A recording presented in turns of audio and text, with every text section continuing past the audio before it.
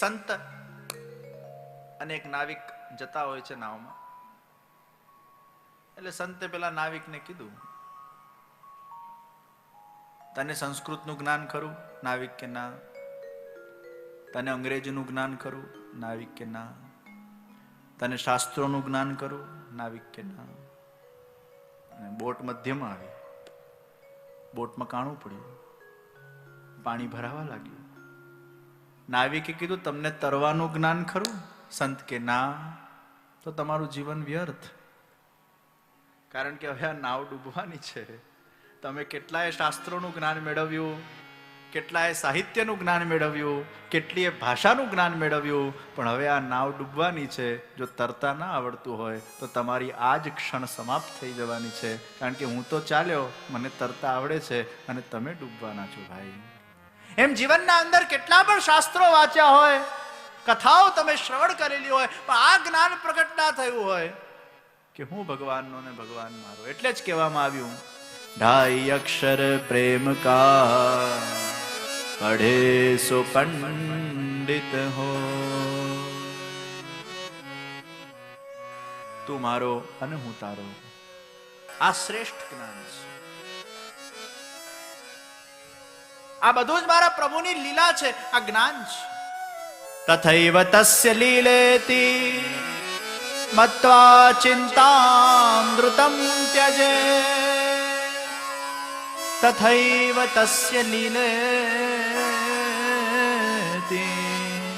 મત્વા ચિંતામૃતમ ત્યજે. આ જગત એ ભગવાનની ક્રીડા છે, આ જ્ઞાન છે. આ જગતના અંદર હું કેવલ એક નિમિત્ત પાત્ર છું, આ જ્ઞાન છે. આ જગતના તારક, આ જગતના ઉદ્ધારક, મને બનાવનાર એ ઈશ્વર છે, આ જ્ઞાન છે. આ ઈશ્વર સાથે મારો સનાતન સંબંધ છે, આ જ્ઞાન છે. એ ઈશ્વરની ઈચ્છાથી જ આ વિશ્વના અંદર દરેક વસ્તુ થાય છે, આ જ્ઞાન છે. હું તો ખાલી એક પાત્ર ભજવવા આવ્યો છું, જ્ઞાન છે. ભક્તિ કે છે આ બધું ભગવાનનું છે ને ભગવાન કરે છે. માયા કે છે આ બધું તારું છે ને તું કરે છે. આ તારું છે ને તું કરે છે, આ અજ્ઞાન છે. આ ભગવાનનું છે ને ભગવાન કરે છે, આ જ્ઞાન છે. આ જ્ઞાન અગર વ્યક્તિમાં પ્રગટ થઈ જાય છે તો એને કોઈ જાતે પ્રસન્નતા કે શોકમાં એ પડતો નથી. સાક્ષી ભાવ એ વાદળા જયા કરે છે આકાશના અંદર, પણ એ પોતે એમાં જોડાતો નથી, એમાં લિપ્ત બની જાય છે. આ જ જ્ઞાન છે.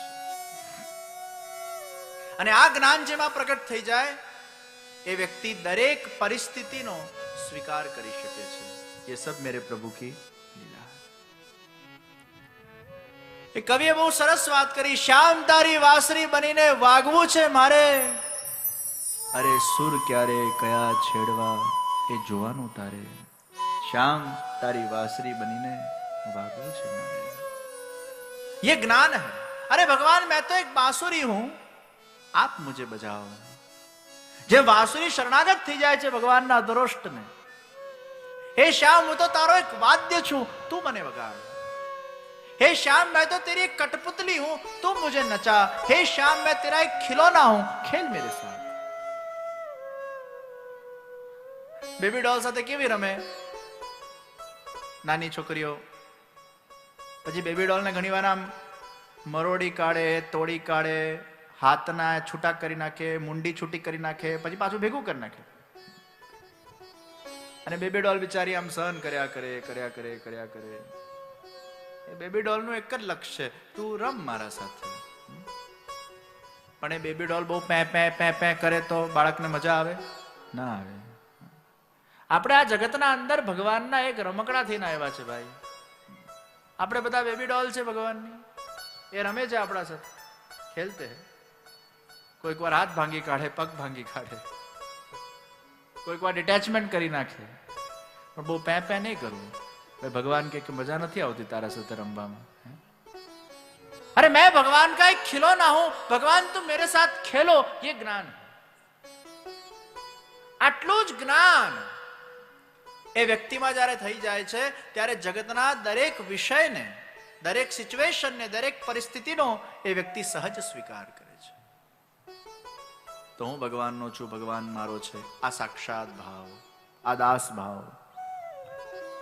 અને એનું પહેલું સંસ્કાર જ વ્યક્તિ બ્રહ્મ સંબંધના દિવસે લે છે. એ તુલસી પત્ર હાથમાં લઈને ભગવાનના સામે કંઠી પહેરીને, સહસ્ત્ર વર્ષોથી એ ભગવાન તમારાથી હું વિખૂટો પડેલો છું, તમને મેળવવા કે મળવા માટે જે મારા અંદર તાપક ક્લેશ હોવું જોઈએ હજી સુધી પ્રગટ થયું નથી. હું મારું દેહ, ઇન્દ્રિય, પુત્ર, પરિવાર આદિ સાથે આપના શ્રી ચરણારવિંદોમાં હું સમર્પિત થઉં છું. એ કૃષ્ણ હું તમારો છું, શ્રી કૃષ્ણ શરણમ. આ બ્રહ્મ સંબંધ છે.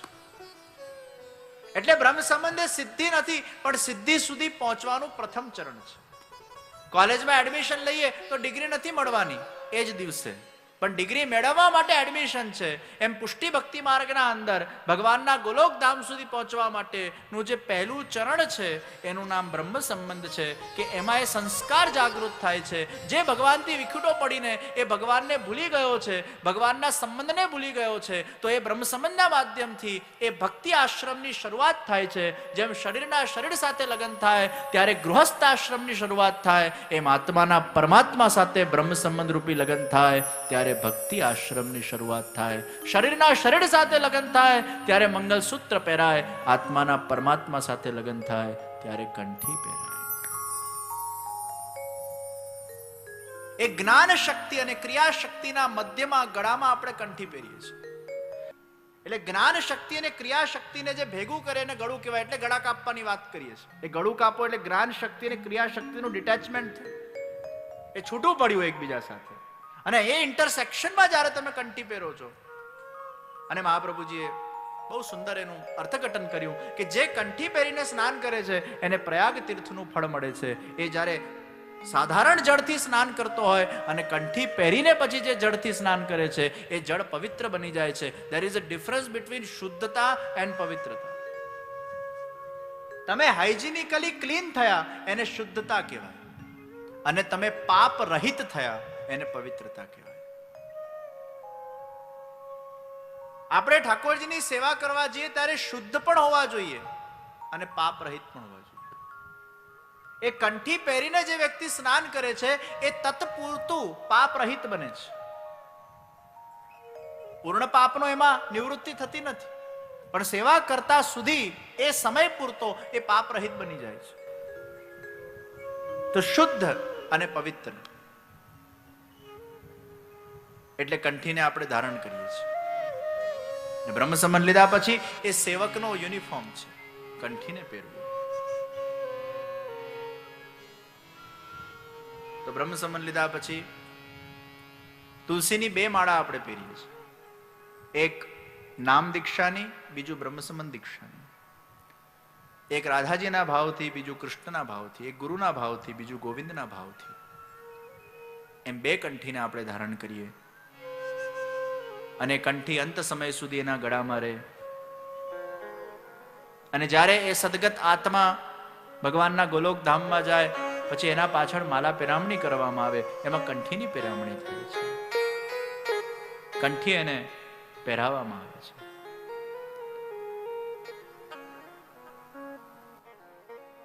તો આત્માનું પરમાત્મા સાથેનું સંબંધ એ બ્રહ્મ સંબંધ છે, અને એ પ્રથમ શરૂઆત છે. બ્રહ્મ સંબંધ સિદ્ધિ નથી, સિદ્ધિ સુધી પહોંચવાનું પહેલું સ્ટેપ છે. તો ભગવાનના એ વિશેષ દૈવી જીવોને એ બ્રહ્મ સંબંધ લીધા પછી જ્યારે એના સર્વ દોષોનો નાશ થાય છે, જન્મ જન્મના જાણે અજાણે કરેલા જે પણ આપણા દોષ કર્મ છે, પાપ કર્મ છે, એની નિવૃત્તિ બ્રહ્મ સંબંધ લીધા પછી થઈ જતી હોય છે. એટલે આપણે શુદ્ધ બનીએ છીએ.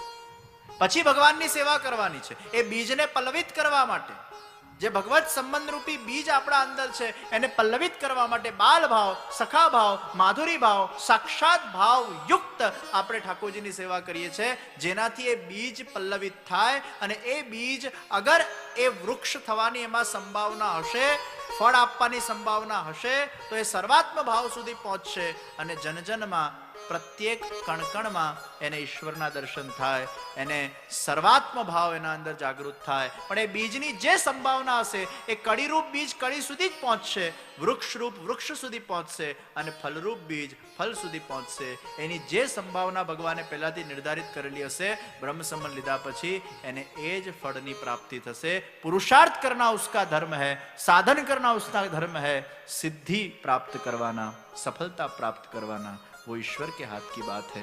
इसलिए पुरुषार्थ करते जाओ, कर्म करते जाओ, फल की इच्छा के बिना वो फल ईश्वर प्रदान करता है.